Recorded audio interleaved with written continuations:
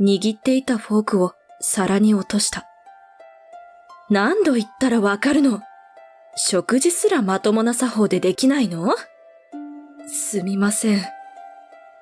まったく、いい大学を出してそれじゃあ意味がないったら。母はそう言ってダイニングから出て行った。ナイフとフォークを皿の上に置き、冷めていく料理を見ながら僕はため息をつく。作法の仕方が頭に入っていても、母親が見ている前ではどうしても震えが止まらない。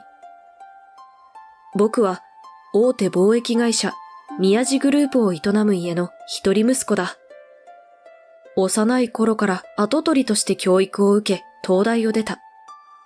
今は父の会社の戦略部門にいる。両親は幼少から厳しく、彼らから愛されていると感じたことはない。むしろ疎まれていると思う。学校も習い事も友人も、すべて両親の言う通りにして生きてきた。自己主張など僕にはする権利などないと言われた。特に母の物言いは厳しく、まるで犬でもしつけるかのように僕に接し、気に入らなければ頬を打たれることもある。そういえば、どんなに成績が良くても褒められたことすらない。しかし、僕にはただ一つ、母との思い出があった。あれはいくつの時だったか。母におぶさっていたから3歳くらいだろうか。国広、たくさん食べて大きくなるんだよ。いい子に、優しい子に。心地いいリズムで視界が揺れる。母の背中にしがみつくと、いい匂いがして眠くなる。目を閉じる瞬間に視界に残る母の首筋のほくろ。暖かくていい香りで、まるで天国にいるようだった。その記憶は僕の脳裏奥深くに刻み込まれた。どれだけ母に厳しくされても、この思い出が蘇るたびに、僕は頑張らねばと思う。いつか認められて、母があの頃と同じように僕に笑いかけてくれることを願っていた。ふとそんなことを思い出し、閉じていた目を開くと、家政婦さんの心配そうな顔が僕を覗き込んでいた。国広さん、大丈夫ですか？お加減でも悪いんですか？僕ははっとして、いえ、大丈夫。何でもないです。と答える。きっと、奥様もわかってくれます。そう言って、熱いお茶を出してくれた。家政婦の八重子さんが家に来たのは、僕が小学校高学年くらいだった。幼い頃、僕は癇癪持ちで、何度も家政婦を困らせ、幾度となく母は家政婦を変えた。ようやく落ち着いたのがこの八重子さんだったと、母から文句を言われたことがある。他の家政婦と違って過干渉せず、そして母親に告げ口をしない八重子さんは僕の唯一の理解者だった。愚痴や悩みも気張らずに話すことができて、その都度真剣に聞いてくれる。来月、国広さんがお好きなオーケストラの楽団が東京でコンサートしますよ。え、本当ですか？早速予約しよう。もうしましたよ。23日の日曜日の特等席。日程、後でご確認くださいね。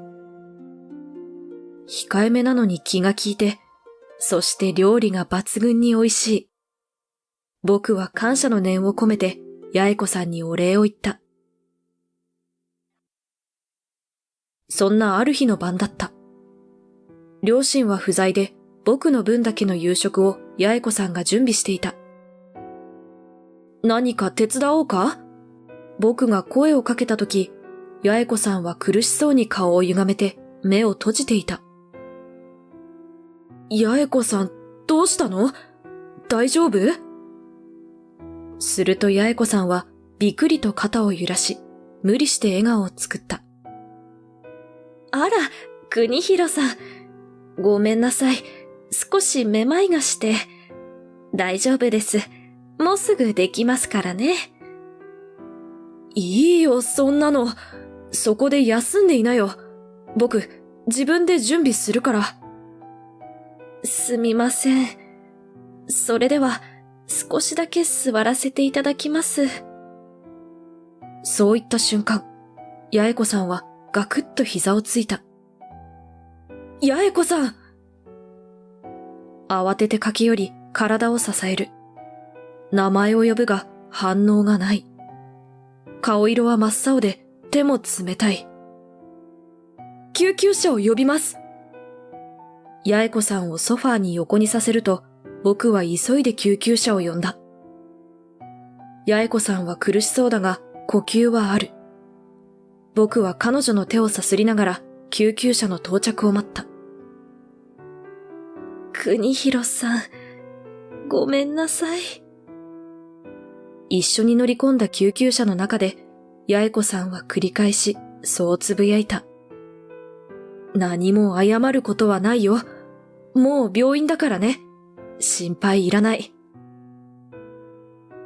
到着した病院で医者に、過労から来る貧血だろう、と言われた。もう少し詳しく検査しますので、2、3日入院になります。医師はそう言って、僕はうなずいた。ひとまず命に危険はなさそうで、僕はほっと胸をなで下ろした。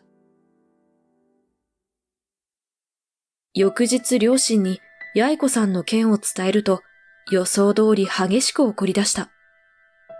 まったく、体調管理も仕事のうちと、いつも言っているのに。自分に対する文句ならまだしも、八重子さんの文句は聞きたくなかった。病気だもの、仕方ないじゃないか。思わず喉まで出かかった言葉を腹の中に収めた。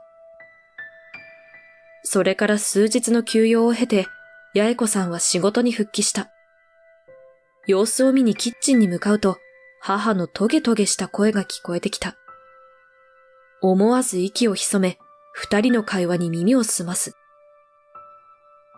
あなた、倒れるなんて迷惑よ。それに、病院で国広に何も言わなかったでしょうね。ここで雇う代わりに、自分が本当の母親だと伝えないという約束。破ったら承知しないわよ。それを聞いて、心臓がドキンと打った。なんだって？今、八重子さんが僕の本当の母親だと言った？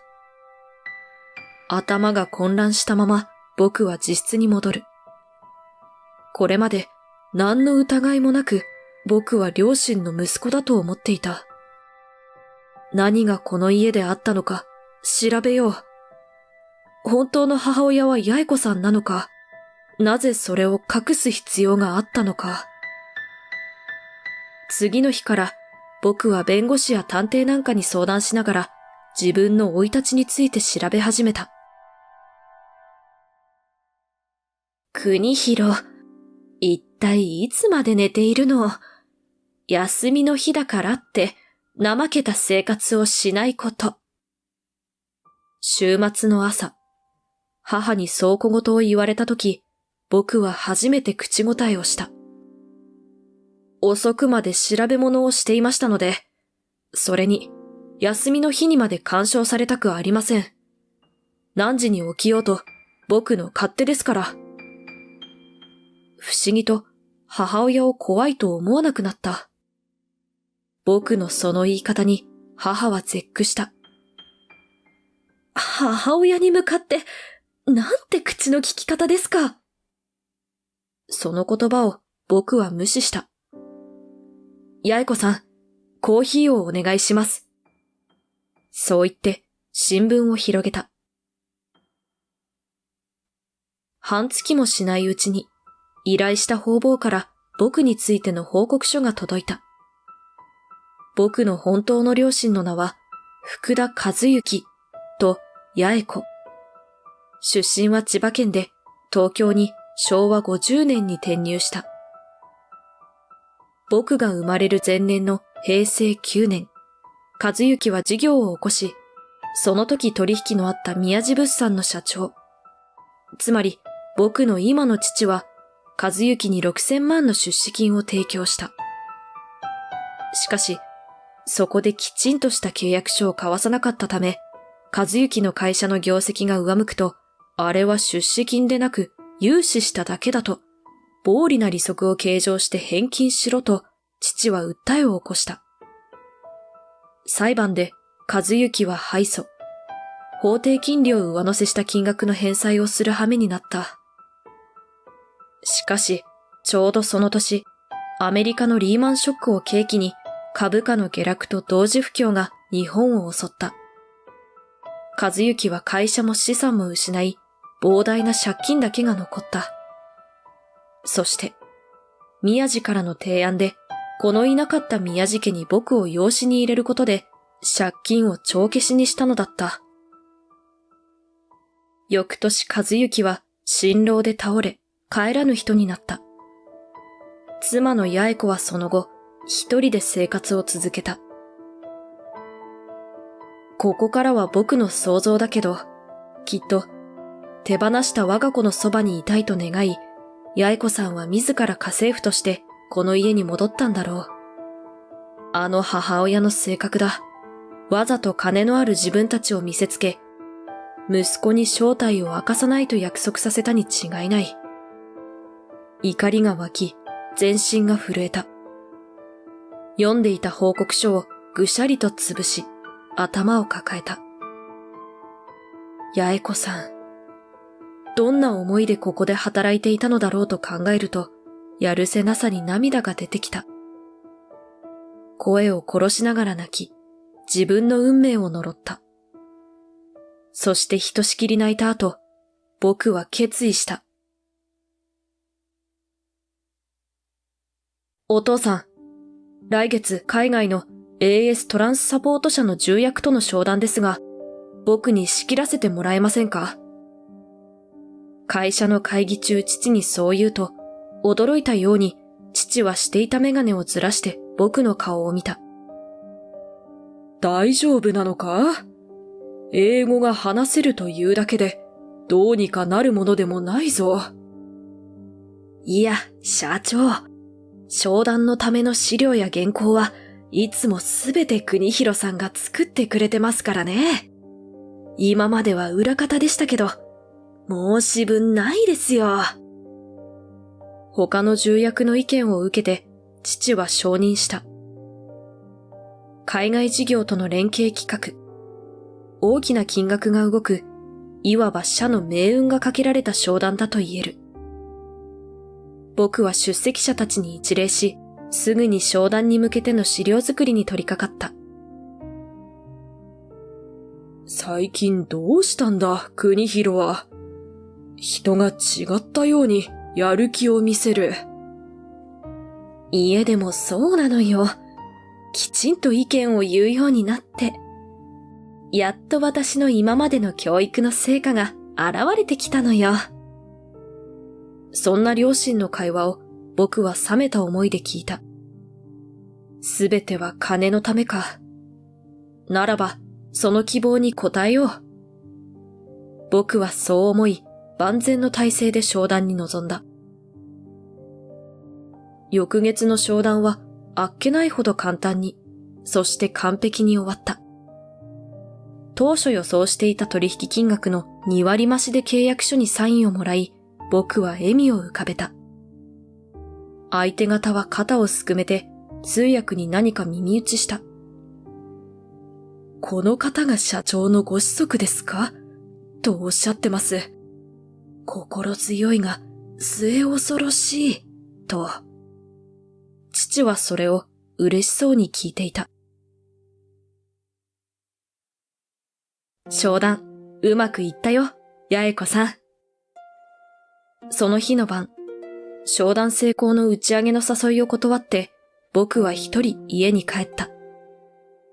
あら、本当ですか？よかった。きっと奥様も喜びますね。僕は台所で夕飯の支度を始めた八重子さんの後ろ姿に向かって言った。一つお願いがあります、八重子さん。お願い？抱きしめてもいいかな。僕がそう言った瞬間、八重子さんの顔が緊張した。そして皮むき器を流しに置くと手を洗って笑った。もちろんですよ。僕は駆け寄り、ぎゅっと八重子さんを抱きしめた。目を閉じると幼い記憶が蘇る。そう、この匂い。そして、ゆっくりと目を開けると、首筋のほくろが目に映る。こうして抱きしめるまでに、ずいぶん時間がかかったね、お母さん。体を離し、母の顔を見る。もう彼女は笑っていない。何かを悟り、そして受け入れた顔で僕を見ていた。立派になったね、国広。僕は再び母を抱きしめた。あれから2年が経った。僕は母と一緒に宮地家を出た。当然、話をしたとき、両親ともに烈火のごとく怒り出したけれど、あくまでも僕は冷静に理詰めで話した。DNA 鑑定も済んでいるし、戸籍上も八重子が母親であることは明白だということ。そもそも子供を借金の方に取るなど違法極まりないこと。また、母と僕が平和に暮らすことを侵害しないのであれば、今後も必要に応じて仕事を引き受ける用意はあること。結局、今まで会社のほとんどの重要な書類作成や原案を立てていたのは僕だったから、父はその取引に応じざるを得なかった。後悔するわよ。捨て台詞を言ったかつての母に僕は笑った。僕にとって唯一の後悔は、たとえ一時でもあなたを母と呼んだことだ。そうして、今、僕は母と穏やかな毎日を過ごしている。選ばなければ仕事はいくらでもあるし、二人が暮らしていくだけの貯金もある。今までできなかった親孝行をこれでもかとした後に、また何か考えよう。そこにはきっと希望しかない。